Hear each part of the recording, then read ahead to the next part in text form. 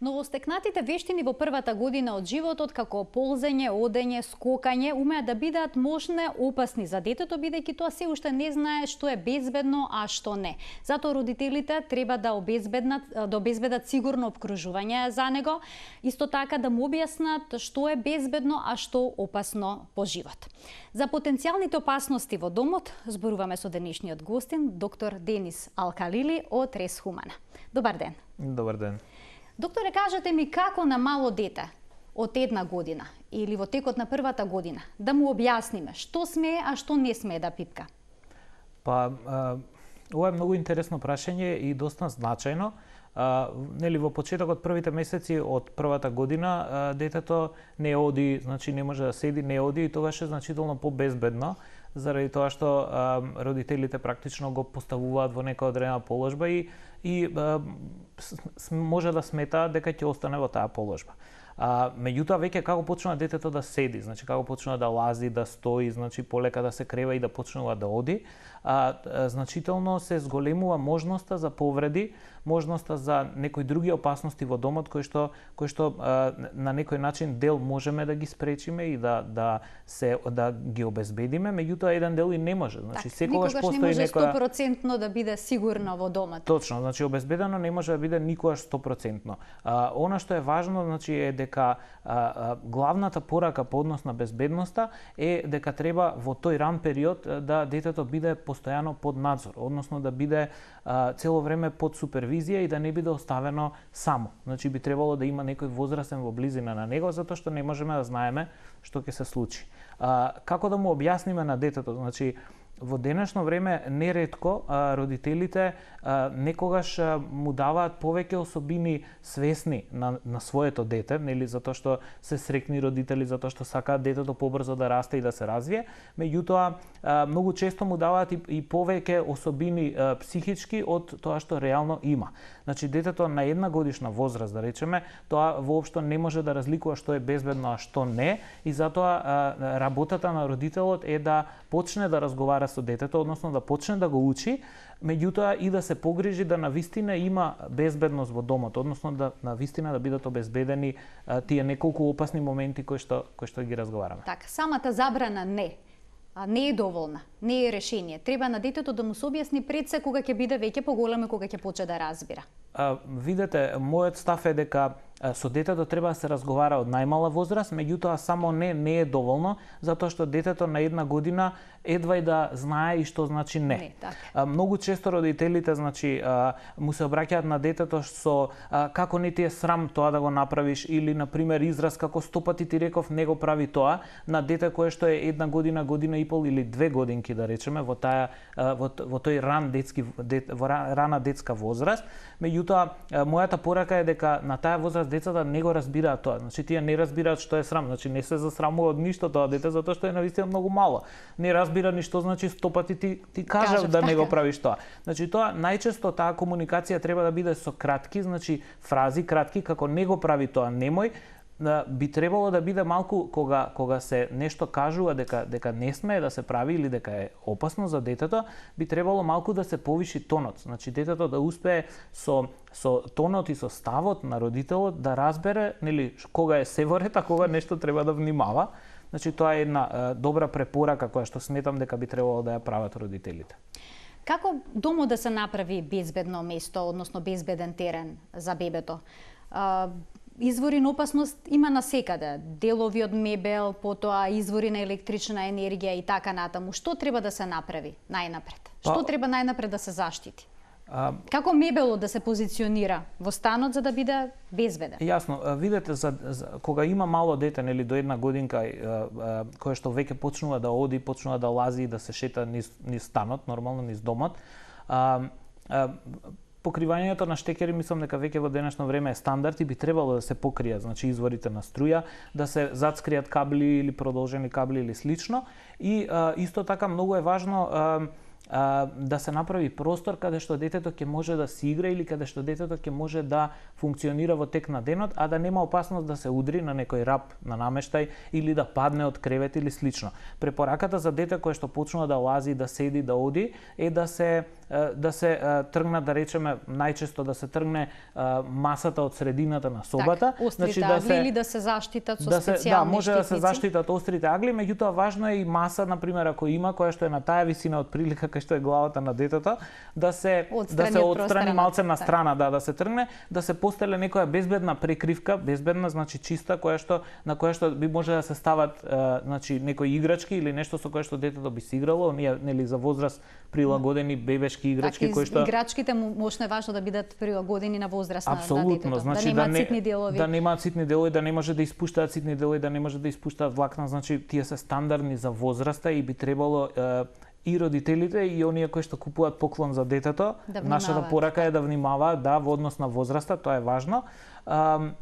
Така да ако се направи таков простор, значи може детето да подолг период од денот, значи да си игра, да лази, да има активности, меѓутоа да не биде во опасност. Меѓутоа повторно нагласувам дека за дете кое што е до година и пол, до 2 години, задолжителна е супервизијата. Значи доколку родителот се заработи нешто или се загледа да речеме во таблет или мобилен телефон, што е денес многу често, неретко се случува да детето се стиши, да се стиши, да го снема, да биде мирно, тогаш најчесто се случуваат тие работи. Јас би сакал да ја истакнам тука и улогата на докторот, значи на педијатарот кој што заедно со родителите треба да ги разговара овие моменти, значи затоа што ние на пример како педијатри на клиниката сме виделе навистина голем број на случаи, најразлични случаи на кои што деца на пример се повредувале, значи како се изгориле од некое грејно тело, како се за жал се случува значи да се затрујат од лекови или слично. Детето она што ќе го прави детето или што нема да го прави, да речеме во првите години од животот, се базира на две работи. Едната е да биде свесно, да знае што смее, што не смее, а нели веќе расчистиме дека првите 2 години тоа навистина не знае што е правилно, а што не е правилно, значи не може самото да расудува затоа што се уште психолошки не е развиено. И вториот начин е имитацијата. Значи, неретко ако, например, родителите некој лек користат или баби, дедовци, значи детето не оти знае дека тоа е штетно или не е штетно или слично, меѓутоа ги имитира тие работи кои што ги прават. Така, затоа лековите треба да бидат надвор од дофатот на детето. Да, и лековите, и детергентите, и алкохолни пијалоци, се што... Во моментот одат фотографии од елементи во кујна, колку што можам да забележам, кујната може да биде потенцијално опасно за детето. Некои родители дури стават заштитна ограда пред вратата на кујната. Но што ако кујната е отворена? Што тогаш треба се преземе за да биде побезбедно? Видете вака, според мене кујната така, има најразлични на пазарот, има навистина различни значи видови на обезбедување. Значи за врата на пример да не ги фати прстите на детето и слично, ето и тоа, нели нормално во однос на шпорет и сето. Значи тие се тие моменти кои што се важни за да се обезбедат вратичките. Меѓутоа верувајте дека колку и да е обезбедувањето добро за бебе, нели детето цело време постојано расте и доаѓа до возраст кога повторно успева на некој начин да ги отвори тие. Затоа е да го совлада проблемот. Точно. Па тоа е и нели човекова особина, интелигенција, значи постојано детето учи нови работи и тоа е една многу важен момент од развојот. Она што сакав да го потенцирам е дека заради тоа треба не само суво обезбедување на сите опасности, значи ставање на штекери на врати, на рабови или на фрижидер, на шкафчиња, затоа ми е важно, значи гледачите да разберат дека многу е важно и да разговараш со детето, затоа што оно како расте ќе дојде до одреден момент кога стварно ќе може да го отвори шкафчето. Меѓутоа во меѓувреме треба да се разговара што смее, што не смее, што е опасно, што не е, за да детето полека по полека научи. Верувајте, секој родител што има поголеми деца, верувам и вие, знае дека цело време разговараш со детето и му зборуваш за дури некаде после 4-та, 5-та година да осетиш, да почувствуваш дека имало ефект од она што сме го разговарале, или да прифатиш, да видиш дека немало ефект. За жал. За жал се случува и тоа. Кога сме кај разговорите и тоалетите, односно купатилата, дали забраната дека детето не смее да влегува само Така. во купатилото е можеби најдоброто решение, бидејќи таму има на вистина голем број на потенцијални опасности. Токму така. Да речеме разликата меѓу кујната и тоалетот, односно купатилото. Во кујна поголем дел од денот мајката поминува, значи мајката на детето. И детето кога е мало, доколку не ја гледа мајката, доколку не може да обезбеди визуелен контакт, тогаш ќе плаче и затоа е на некој начин подобро да се пушти во кујната за да биде со мајката.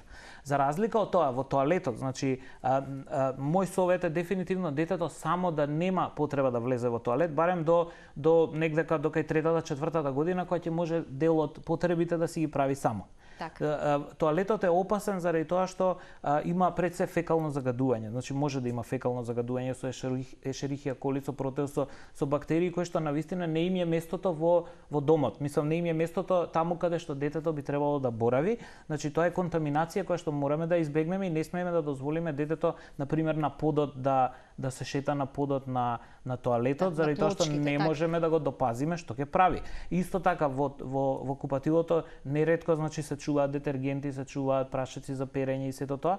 И препораката, основната препорака е во првите години воопшто детето само да не влегува во тоалет. Значи дури и да влезе, се што треба да прави детето реално во тоалет првите 2-3 години е со родителот. Така. Исто и при капење и било што, значи не би требало да се остава само. Што е со креветчињата? И креветчињата исто така треба редовно да се проверуваат. Кои се аспектите кои што секогаш треба да бидат обезбедени? Така, во однос на креветчето треба да се вратиме малку назад по однос на возраста, затоа што најклучно за креветчето е во првите 6 месеци, значи до 1 година. Опасноста во однос на спиењето, во однос на креветот е повеќе кај бебињата. Затоа што бебињата немаат се уште доволно развиена способност да се исправат на рацете, да се поткренат, значи доколку се потпрат на нешто со лицето, немаат можност да се превртат, да се свртат и заради тоа е многу важно кревечето да биде ослободено на некој начин од се што е одвишно.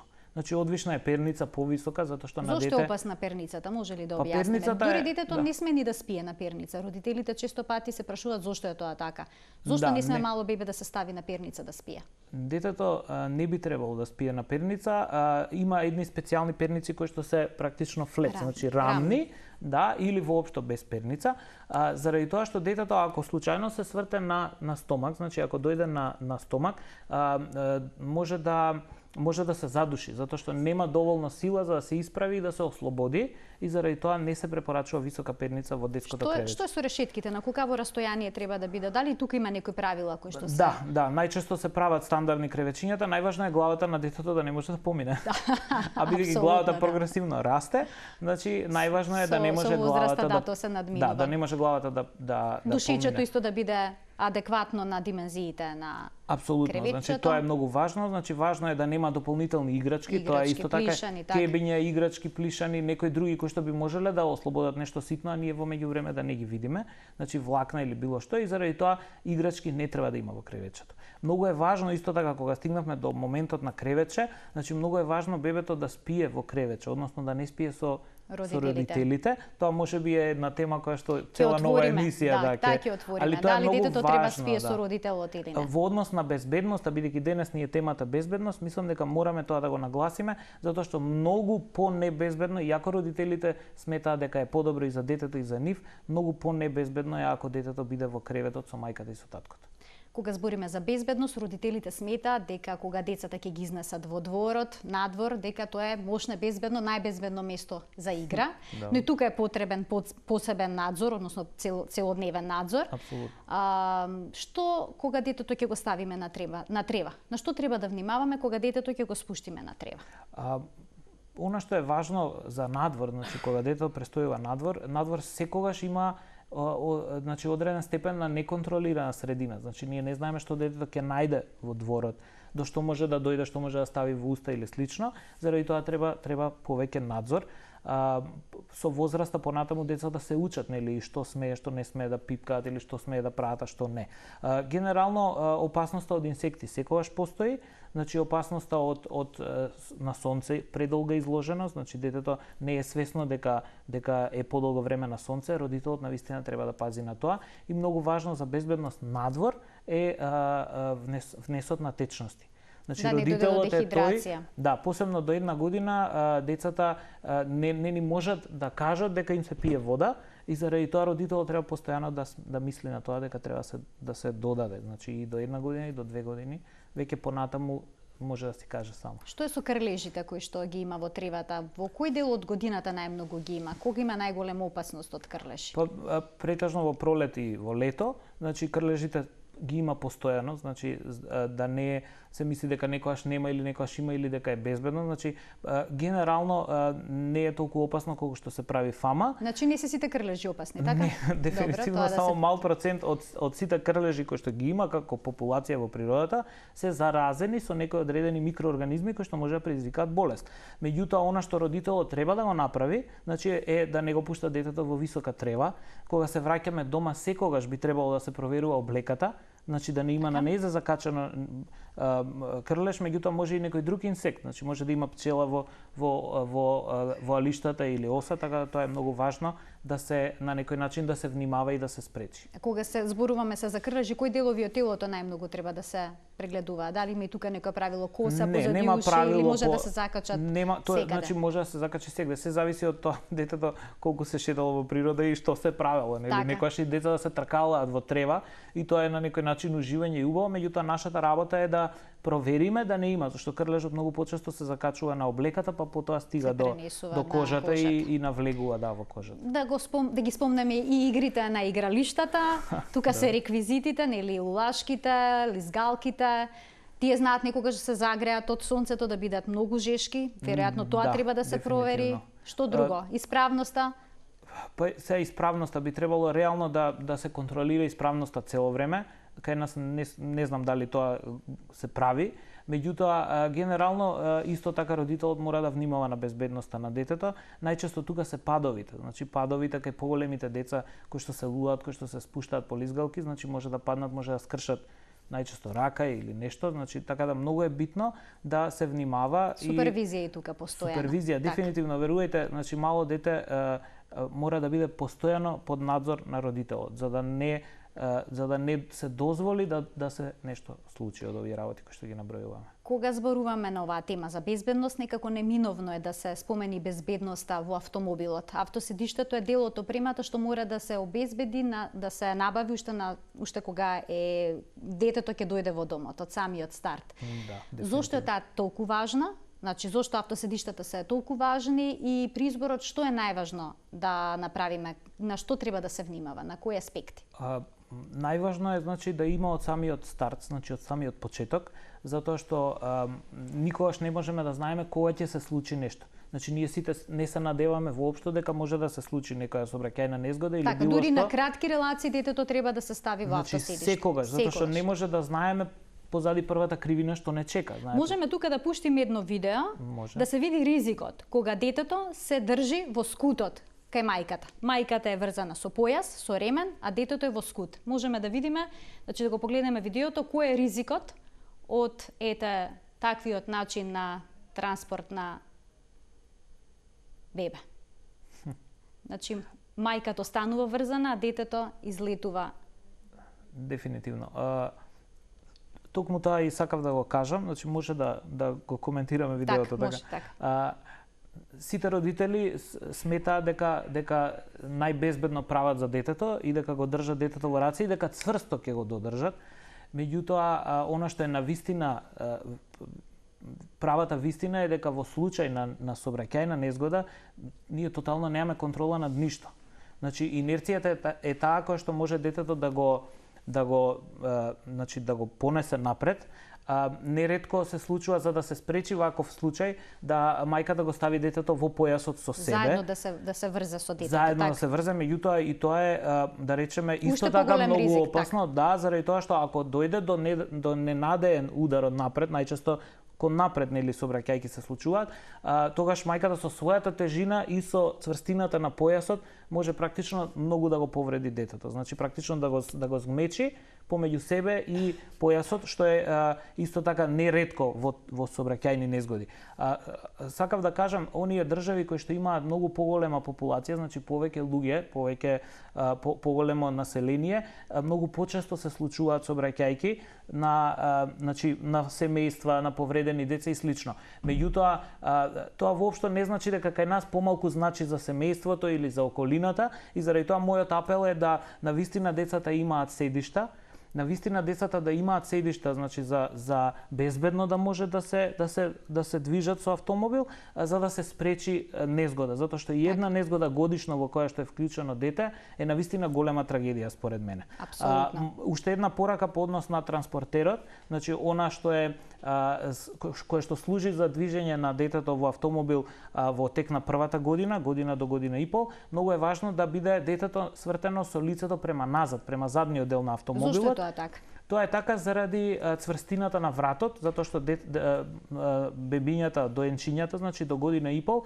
имаат недоволно развиена мускулатура на вратот, нели главата е полабава, и доколку дојде до судир да може кон задниот дел на транспортерот, односно на седиштето, целата енергија значи да се насочи кон задниот дел, односно да биде подпрена главата. Ако детето гледа напред, а е мало во таа возраст, тогаш може да дојде до повреда на вратот при наведнување кон напред при удар.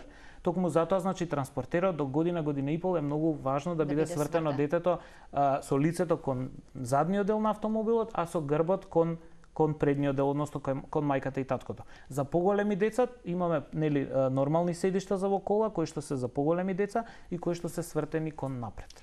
Доктор Алкахлили, ви благодарам што гостувавте во 0М+, и што на родителите им споделивте вакви практични совети за безбедност во домот, но и во сообраќајот, па и во дворот кога играат. Така, благодарам. А ние продолжуваме понатаму со еден интересен прилог насловен Бела бучава. Видете како белата бучава, односно белите шумови, им помагаат на малите бебиња да заспијат. Иако за немирниот детски сон, пропратен со плач, може да се најдат голем број причини, како грчеви, мокри пелени или глад. Понекогаш и кога е се под контрола, бебето едноставно не сака да спие. Но истражувањата покажаа дека децата многу силно реагираат на одредени звуци, што значајно влијае на нивното расположение, па дури и сон. Ба затоа на интернет се достапни бројни снимки од така наречената бела бучава, кои судејќи по искуствата на многу мајки и татковци влијаат како природно средство за смирување. Белата бучава или белиот шум е поим кој означува мешавина на звуци со одредена фреквенција и репетитивност, со фреквенција од 20 до 20.000 херци. Терминот бела го добил бидејќи содржи цел спектар на различни звуци, како што белата дневна светлина има спектар на различни бои. Има многу производители на бела бучава, како домашни апарати, така и звуци од природата. Средните и постари генерации сигурно се сеќаваат на шуштењето на телевизорот кога ќе ја снима сликата. Од домашните апарати бел шум продуцираат правосмукалките, вентилаторите, феновите за коса, машините за перење, машините за садови. Тука се и звуците од природата, шумот на брановите, дождот, цвркотењето на птиците, шуштењето на лисијата, жуборот на водата од водопадите или потоците. И моторот на автомобилот продуцира бела бучава. Тој звук може да го произведат и луѓето. Тоа е звукот кога шуштите ни заби, кога сакате некој да биде потивок или кога се смирува бебето. Зошто децата, а пред се бебињата, може да ги смири белата бучава? Затоа што тие звуци потсетуваат на звуците кои бебето ги слушало додека било во мајчината утроба. Звуци на циркулација на крвта низ крвните садови, звуци кои доаѓале од надворешната средина. Белата бучава ги маскира сите оние секојдневни звуци кои можат да вознемират и на тој начин им помагаат на бебињата да се опуштат. Се намалува стресот предизвикан од умор, надворешни надразби, како што се светла, нови луѓе, ново опкружување и возбудување. Им помага полесно да заспијат и да имаат подолги периоди на сон без будење. Кога бебето ќе заспие, често може да се смири со звук на шуштење низ заби, но тој мора да биде посилен од интензитетот на плачот за бебето да го слушне. После првиот роден ден постепено може да се исклучи белата бучава како помошник за подобар сон. За белата бучава да има целосен ефект за спиење, потребно е да трае во текот на целиот период на спиење. Доколку се исклучи во текот на спиењето, често се случува бебето да се разбуди.